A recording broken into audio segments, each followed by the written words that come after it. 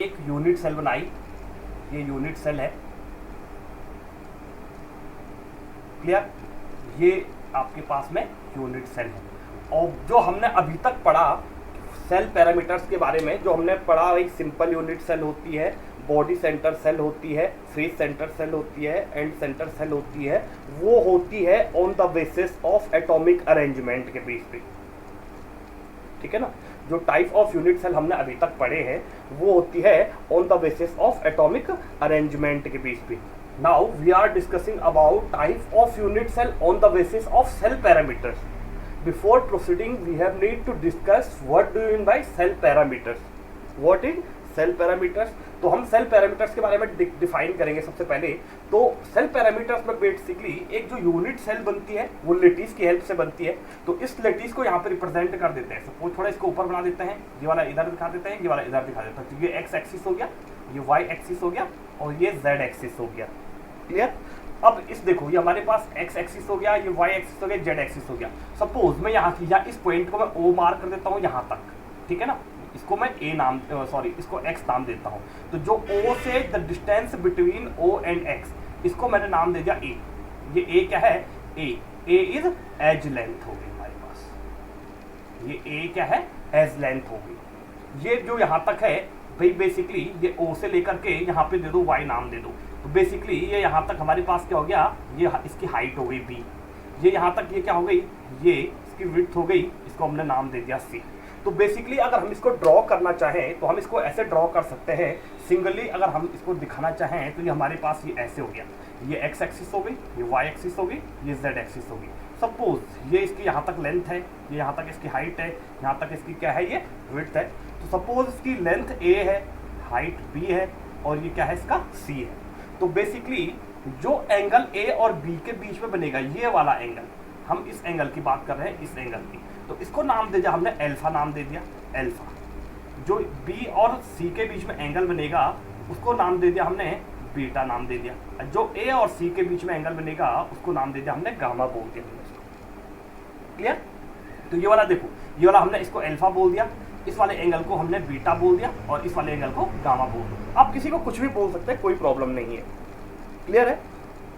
अब कंडीशन क्या आती है कि जो हमारे पास ये अल्फा बीटा गामा है या ये लेंथ ए बी सी है, तो सबसे पहले एंगल की बात करते हैं। ये अल्फा बीटा और जो गामा है इनको बोलते हैं एक्सियल एंगल, एक्सियल एंगल। और जो ए और बी और सी हैं बेसिकली इनको बोलते हैं कि भाई आपके क्या आ गया? ये सीधे सीधे यूनिट सेल का वॉल्यूम आ गया एक तरीके से। तो हम इसको क्या बोलते हैं कि भाई एक्सियल लेंथ बोल दिया, इसको एक्सियल लेंथ बोल दिया, ठीक है ना। अब ये एक्सियल लेंथ और एक्सियल एंगल मिलकर देखो, अभी तक तो हमारे पास ये केवल देखो हमने प्रोफोलेटिस की बात करी थी, तो ये हमारे पास एक्स एक्सिस हो गया, ये वाई एक्सिस हो गया। मैंने बोला था एटम इस तरीके से अरेंज रहते हैं आपस में, ये वाला इस तरीके से, और एक सेंटर एटम रहेगा बीच में। मैंने प्रोफोलेटिस की बात करी थी, आपको ध्यान होगा, क्लियर। मैंने ये बोला था कि अल्टरनेट अरेंजमेंट या रेगुलर अरेंजमेंट रहता है, negative positive negative positive, sorry negative, ठीक है ना।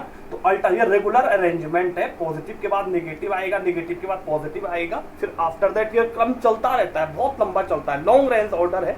यही क्रिस्टलाइन सॉलिड की क्या है? आइडेंटिफिकेशन है, क्लियर है।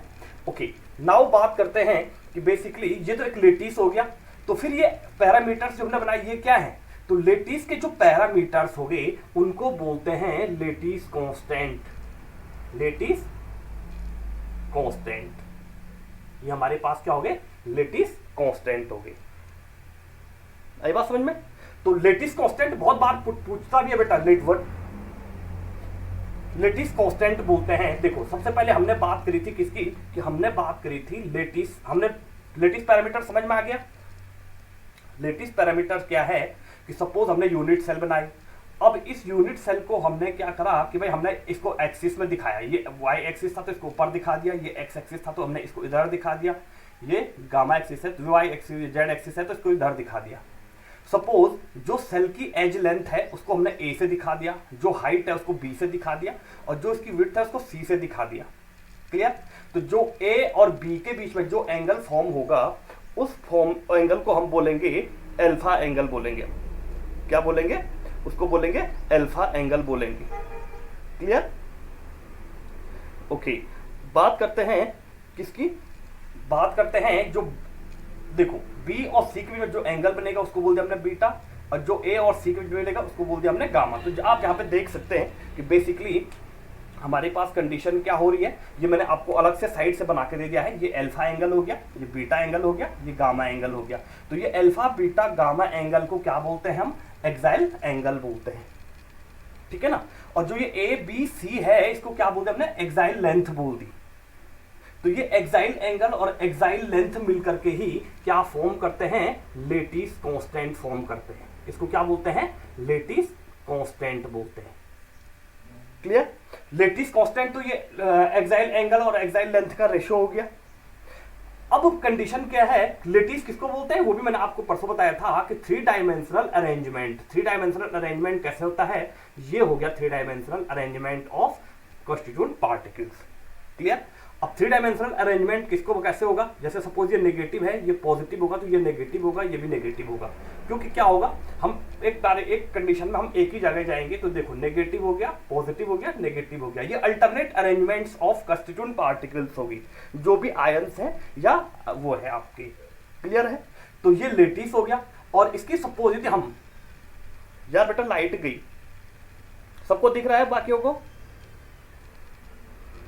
तो जिसको नहीं दिख रहा है उनके यहाँ नेटवर्क प्रॉब्लम होगा। क्लियर? ओके, किसी को नहीं दिख रहा है? आपके यहाँ नेटवर्क प्रॉब्लम है बेटा, ठीक है ना? ओके, ये तो हो गया हमारा लेटिस कांस्टेंट। और इस लेटिस कांस्टेंट के बेस पे क्या हो गया, यूनिट सेल जो होती हैं वो क्या होती हैं, 7 टाइप की होती हैं। तो 7 टाइप की कौन कौन सी होती है उसको हम डिस्कस कर लेते हैं। देखो सबसे पहले आगे आपके पास में देखो type of unit cell on the basis of cell parameters. तो हम क्या बोल सकते हैं, देखो सिंपल हम बोल सकते हैं there are 7 type of unit cell. 7 type of unit cell. और ये view point of your competition से बहुत ज्यादा इंपॉर्टेंट है, बहुत ज्यादा इंपॉर्टेंट। 2 क्वेश्चन हर साल बनते बेटा, चाहे जेईई की बात करो आप, चाहे आप नेट की बात करो।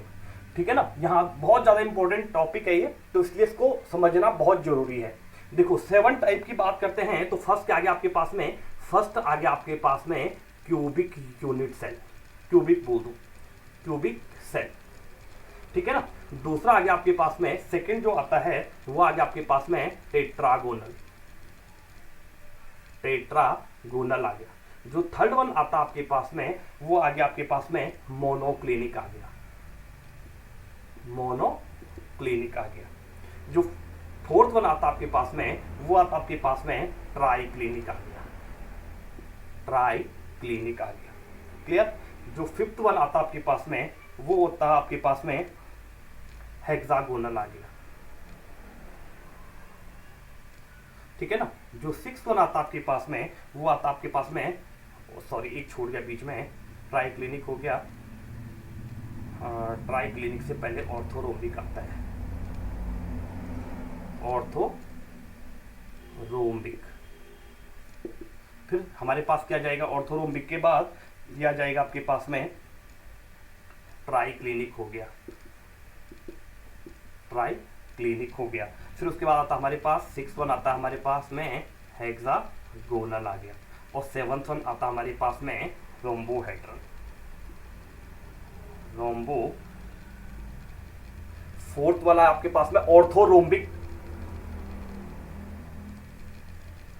ऑर्थोरोम्बिक हो गया, ट्राइक्लिनिक हो गया, हेक्सागोनल हो गया एंड रोम्बोहेड्रल हो गया। क्लियर है? ये 7 टाइप की क्या होती है आपके पास में, यूनिट सेल होती है। अब बेसिकली हम इसको आइडेंटिफाई कैसे करेंगे, तो इनको आइडेंटिफाई करने का जो सबसे दूसरा बेस्ट वे है वो ये है बेटा कि बेसिकली जो हमने सेल पैरामीटर्स पढ़े हैं हम उनके बेस पे क्या करते हैं, इसको आइडेंटिफाई करते हैं। कैसे? देखो इंपॉर्टेंट चीज बता रहा हूं, थोड़ा ध्यान दो। देखो क्यूबिक यूनिट सेल हम आइडेंटिफाई कैसे करेंगे, देखो क्यूबिक यूनिट सेल वो सेल होगी जिसमें लेंथ इक्वल होगी किसकी, ब्रेड्थ के, ब्रेड्थ इक्वल होगी किसकी, हाइट के। Clear? A B C means जो ब्रेड्थ है, लेंथ है और हाइट ऑफ यूनिट सेल है वो इक्वल होगी, ठीक। और जो उनके बीच में एंगल है अल्फा इक्वस टू बीटा है इक्वस टू गामा, ये सब इक्वल होंगे। और किसके इक्वल होंगे? ये सारे के सारे 90 डिग्री होंगे। ये क्या है? क्यूबिक सेल की आइडेंटिफिकेशन है। आई बात समझ में? क्यूबिक यूनिट सेल की आइडेंटिफिकेशन क्या है कि बेसिकली क्यूबिक यूनिट सेल की जो आइडेंटिफिकेशन है वो ये है कि a equals to B equals to C है और alpha equals to beta equals to gamma equals to 90 degree होना जरूरी है। अब देखो हम इसमें कैसे, हमें देखो ट्रिक कैसे लगानी है, हमें कौन किसके इक्वल होगा।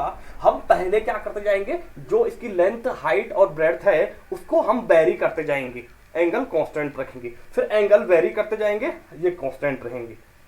क्लियर? तो आप देखते रहो कि कैसे कैसे कंडीशन होगी। जो हमारे पास क्यूबिक यूनिट सेल होगी उसमें length equals to breadth equals to height, तीनों के तीनों इक्वल होंगे। मतलब अगर हम किसी यूनिट सेल को ड्रॉ करते हैं, यहाँ पे सपोज अगर हमने ये यूनिट सेल ड्रॉ कर दी है, परफेक्ट यूनिट सेल बना दिया अगर हमने ये, तो जो देखो सिंपल इसकी जो लेंथ है ये वाली कंडीशन इसकी क्या कहलाएगी? ये लेंथ है, ठीक है ना। दूसरी कंडीशन क्या हो जाएगी? ये इसकी क्या हो गई? ब्रेड्थ हो गई, और ये इसकी क्या हो गई? हाइट हो गई। तो तीनों की डिस्टेंस क्या होगी? सेम होगा। यदि a इक्वस टू 5 सेंटीमीटर है तो b इक्वस टू भी 5 होगा और c इक्वस टू भी क्या होगा? 5 होगा। सब के सब एक ही होंगे। और यदि देखो यदि हमारे पास अल्फा इक्वस टू 90 है तो बीटा इक्वस टू भी 90 होगा और गामा इक्वल टू भी 90 होगा। ये हमारे पास क्या है भाई? क्यूबिक सेल की क्या है? आइडेंटिफिकेशन है। क्लियर? ओके। दूसरी बात करते हैं टेट्रागोनल की। टेट्रागोनल में क्या होता है? देखो टेट्रागोनल में क्या होता है?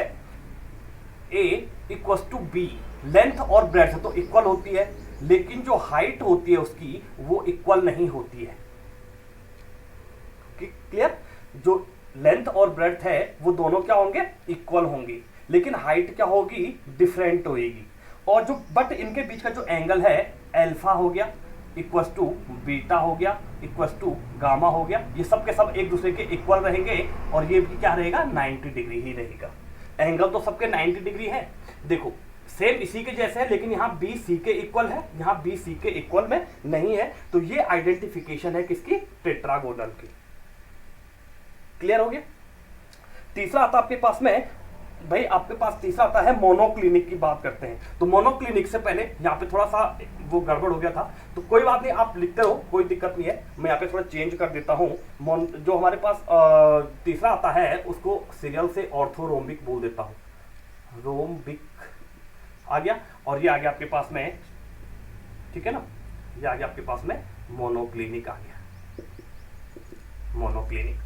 क्लियर? तो जो ऑर्थोरोम्बिक होगा थर्ड वन वाला, मैंने चेंज कर दिया, आप ऐसे रहने दो। जो ऑर्थोरोम्बिक होता है थर्ड वन वाला, ऑर्थोरोम्बिक में क्या होता है कि भाई सिंपल ए जो है, देखो यहाँ a इक्वस टू बी था, बी डॉट इक्वस टू सी था, एंगल सारे के सारे सेम थे। लेकिन यहाँ पे कंडीशन क्या होगी कि भाई ऑर्थोरोम्बिक में ना तो लेंथ हाइट के इक्वल होगी, ना हाइट ही ब्रेड्थ के इक्वल होगी। क्लियर? मतलब तीनों के तीनों एक दूसरे से इक्वल कोई भी नहीं है। यदि a 5 सेंटीमीटर है तो b में भी 5 से कम या ज्यादा हो सकता है और c उससे भी कम या ज्यादा हो सकता है। तीनों के तीनों इक्वल नहीं होंगी। क्लियर है? ऑर्थोरोम्बिक में। लेकिन यहाँ अच्छी बात यह है कि यहाँ एंगल अभी भी सेम है, alpha beta gamma equals to क्या आ रहा है हमारे पास? 90 डिग्री ही आएगा। क्लियर? ये हमारे पास ऑर्थोरोम्बिक की आइडेंटिफिकेशन है। अब देखो सबसे अच्छी बात क्या है, क्यूबिक सेल में तीनों के तीनों एक दूसरे के इक्वल थे। टेट्रागोनल में क्या हो गई? हमारे पास लेंथ और ब्रेड्थ सेम थी लेकिन हाइट डिफरेंट थी। और ऑर्थोरोम्बिक में क्या हो गया? ना तो लेंथ इक्वल है ब्रेड्थ के, ना तो ब्रेड्थ इक्वल है हाइट के, ना तो हाइट इक्वल है लेंथ के, कोई भी एक दूसरे के इक्वल में नहीं है। आई बात समझ में? उसके बाद बात करते हैं मोनोक्लिनिक की बात करते हैं। क्लियर? अब देखो मोनोक्लिनिक में ये सेम होता है। देखो मोनोक्लिनिक में ना तो a इक्वल होता है b के सेम, ना तो b इक्वल होगा c के, पर कंडीशन क्या होगी यहाँ पे कि भाई बेसिकली मोनोक्लिनिक में जो अल्फा है, अल्फा हो गया जो इक्वल होगा किसके? गामा के, और ये इक्वल होंगे किसके? 90 डिग्री के। अब बीटा का क्या? यहाँ पे हम लिख सकते हैं beta is not equal to 90 degree. मतलब बीटा या तो 90 से बड़ा होगा या फिर 90 से छोटा होगा, पर 90 डिग्री नहीं होगा। यहाँ पे देखो मैंने आपको बोला था पहले लेंथ हाइट ब्रेड्थ क्या करेगी? वेरी करेगी, फिर बाद में एंगल वेरी करेंगी। ठीक है ना? तो ये हमारे लिए अच्छी बात है। देखो याद रखने में तरीका रहेगा इसका। ये हमारे पास क्या हो गया, मोनोक्लिनिक की आइडेंटिफिकेशन हो गई। मोनोक्लिनिक के बाद जो आता है हमारे पास ट्राई क्लिनिक आता है। ट्राई क्लिनिक में क्या होता है बेटा, देखो ट्राई क्लिनिक में क्या होता है, A is not equal to B, means length is not equal to breadth, breadth is not equal to height, तीनों के तीनों एक दूसरे से इक्वल नहीं है। लेकिन यहाँ पे अच्छी बात क्या है ट्राई क्लिनिक में कि भाई तीनों के तीनों देखो, alpha is not equal to beta, और beta is not equal to gamma, और gamma is not equal to 90 degree. ये क्लियर। अब देखो यहाँ पे ना तो एंगल एक दूसरे से मतलब इक्वल हो रहे हैं, ना तो हाइट ब्रेड्थ लेंथ इक्वल हो रही है एक दूसरे की। तो भाई ये एक क्वेश्चन ये पुट होता है, इसको आप इंपॉर्टेंट मार्क कर सकते हैं। यहाँ पे इंपॉर्टेंट में पूछ लेता है ये कई बार कि जो ट्राई क्लिनिक होता है, जो सबसे ज्यादा, जो हमारे पास 7 टाइप की यूनिट सेल होती हैं उनमें से सबसे ज्यादा असिमेट्रिक कौन होता है। असिमेट्रिक का मतलब जिसमें एक भी परसेंट सिमिलरिटी नहीं है, तो वो ट्राई क्लिनिक होता है। Triclinic is more asymmetric along the 7 type of unit cell. Clear है। तो हमारे पास क्या हो गया, ये हमारे पास ट्राई क्लिनिक हो गया। बात करते हैं अब हेक्सागोनल की। हेक्सागोनल में क्या होता है बेटा कि भाई जो लेंथ होती है, ठीक है ना, वो क्या होगी, ब्रेड्थ की इक्वल होगी, और जो ब्रेड्थ है वो क्या होगी, हाइट के इक्वल नहीं होती है। क्लियर। अब इसमें कंडीशन क्या होता है कि इसमें देखो, इसमें अल्फा और बीटा जो होते हैं वो तो 90 डिग्री होते हैं, लेकिन जो गामा होता है वो गामा नॉट इक्वल टू होता है किसके, 90 डिग्री के। क्लियर। ये हमारे पास हेक्सागोनल के आइडेंटिफिकेशन है कि अल्फा और बीटा 90 डिग्री के होंगे, पर गामा में भी या तो 90 डिग्री से बड़ा होगा या फिर 90 डिग्री से छोटा होगा। क्लियर। तो ये हमारे पास हेक्सागोनल की आइडेंटिफिकेशन है। और जो रोम्बोहेड्रल आता है, लास्ट वन वाला आपके पास में आता है, उसमें क्या होता है, फिर पहले जैसा जाता है, A equal to B equal to C। Length height breadth क्या होगी, सबकी सेम होगी, बट जो उसका पास एंगल होगा, ठीक है ना, एंगल क्या होगा, बिल्कुल इसके आगे अपोजिट आ जाएगा। देखो alpha is not equal to beta is not equal to gamma, और gamma is not equal to 90 degree. Length breadth height same है, लेकिन एंगल किसी के भी सेम नहीं है, सबके एंगल डिफरेंट होंगे। क्लियर। ये 7 टाइप की यूनिट सेल है। अब एक चीज देखो बेटा कि जो 7 टाइप की जो यूनिट सेल ये हमने पढ़ी है, cubic cell, tetragonal, orthorhombic, monoclinic, triclinic, hexagonal and rhombohedral, ये हमने इसमें सेल पैरामीटर के बेस पे इसको आइडेंटिफाई किया कि मतलब ऐसी सेल कौन सी है जिसमें लेंथ हाइट ब्रेड्थ सबकी सेम है, एंगल भी सब में सेम है, वो आ गया आपके पास में क्यूबिक आ गया। ठीक है ना। टेट्रागोनल में क्या हो रहा है कि ब्रेड्थ और हाइट सेम नहीं है, लेकिन एंगल सब में सेम है। ठीक है ना। ऑर्थोरोम्बिक में क्या हो रहा है, भाई लेंथ हाइट ब्रेड्थ किसी की भी सेम नहीं है, लेकिन एंगल सब में सेम है। ठीक है ना। मोनोक्लिनिक में क्या हो रहा है, लेंथ ब्रेड्थ हाइट किसी के भी सेम नहीं है, लेकिन यहाँ अल्फा और गामा ही सेम है 90 डिग्री के। क्लियर। बीटा क्या हो गया कि भाई 90 से या तो बड़ा होगा, फिर या तो 90 से क्या होगा, छोटा होगा। तो इस बेस पे हमने क्रिस्टल को क्या कर दिया, क्लासिफाइड कर दिया। अब एक चीज सोचो, ये तो सेल पैरामीटर्स के बेस पे है, लेकिन जो हमने 4 टाइप की जो यूनिट सेल पढ़ी हैं, कौन सी, सिंपल यूनिट सेल पढ़ी है, बॉडी सेंटर पढ़ी है, फेस सेंटर पढ़ी है और एंड सेंटर पढ़ी है, क्या उनमें ये चीजें नहीं हो सकती है? उनमें भी तो ये चीजें होंगी। उनकी भी लेंथ है, हाइट है, ब्रेड्थ है, भाई एटॉमिक अरेंजमेंट के बेस पर, लेकिन उनकी भी तो कुछ हाइट लेंथ ब्रेड्थ होगी, डायमेंशन होगी उनमें कुछ। तो यदि हम इन दोनों को मिलाएं तो 7 ये हो गई, 4 वो हो गई, तो 7 4 कितना होता है, 28। देखो 7 क्या हो गई, इसको हटा देते हैं यहाँ से। ठीक है ना। देखो 7 टाइप की तो यूनिट सेल पैरामीटर्स के बेस पे हो गई, और 4 टाइप की क्या हो गई, on the basis of atomic arrangement. Total कितने आई, 28 आई।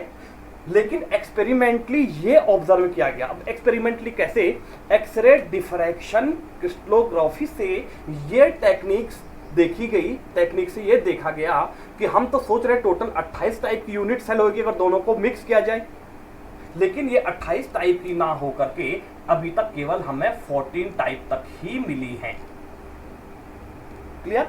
और इस 14 टाइप को जो ऑब्जर्व किया था वो किसने किया था, इसको मिटा दूं, आप चाहे तो आप स्क्रीनशॉट ले सकते हैं बेटा इसका। ठीक है ना।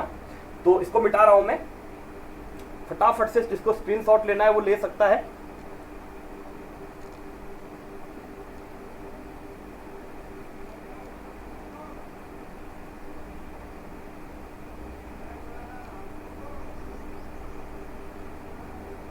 हो गया, मेरे हिसाब से ले लिया होगा सबने। अब कंडीशन क्या है बेटा, इसको मैं हटा रहा हूं, ओ सॉरी इसको नहीं हटाना है, केवल इसको हटाते हैं, ठीक है ना। अब देखो अच्छी चीज क्या है कि भाई जो एक्सरे क्रिस्टलोग्राफी टेक्निक से देखा गया कि ये ऑब्जर्व किया गया कि केवल हमारे पास 14 टाइप के ही यूनिट सेल थे। तो भाई सिंपल क्यूबिक यूनिट सेल्स, जो क्यूबिक सेल थी वो कितने टाइप की मिली, तो क्यूबिक सेल जो मिली आपके पास में वो केवल आपको 3 टाइप की मिली, ये देखा गया, ठीक है ना।